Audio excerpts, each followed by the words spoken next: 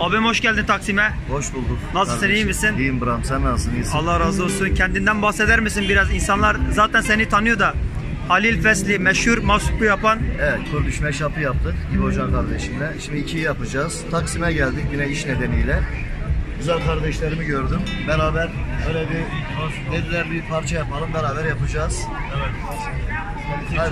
Çok yakından takip ediyorum. Hadi bakalım bugün neler söyleyeceksiniz? O zaman iki parçayla girelim. Koçeri ile Bılı Bendi diyelim. Bir şey yapalım. Alalım mı? Erbiz hoş gelmiş. Sağ ol. Halil Fesli. Halil Fesli arkadaşlar Taksim İstiklal'de bizleri kırmayıp Sokak Sanatı kanalında sizler için müzisyen arkadaşlarımızla bir müzik yapacak. İnşallah beğeneceksiniz. Sokak sanatlarını takip edin. Sokak Sanatı. Sanatı. Evet, teşekkür ederim.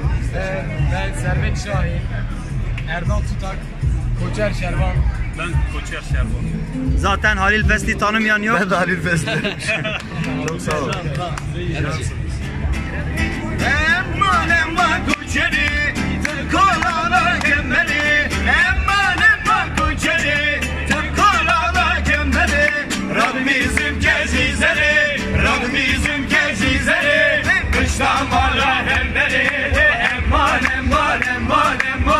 Eman eman koçeri sola bile vezrabım vızbılı benden fenarım sola bile vezrabım vızbılı benden fenarım hey bılı bendi vızbılı benden fenarım hey bılı bendi vızbılı benden fenarım hey beş ayarı sorguli beş doz olsa hemli agre dilim hemli dezvene bağırım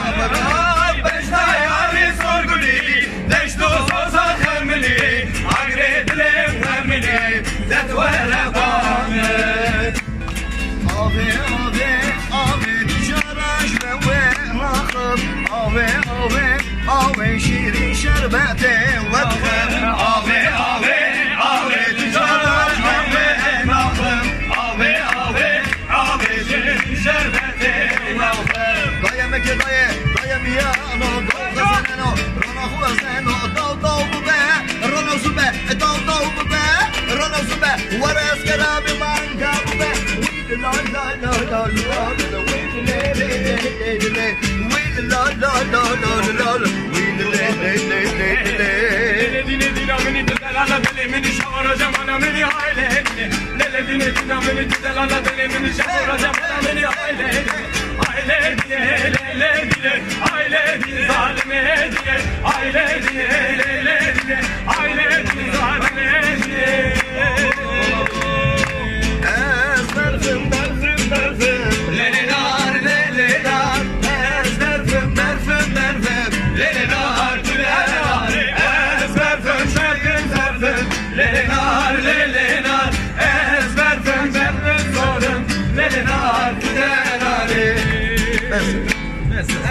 Çok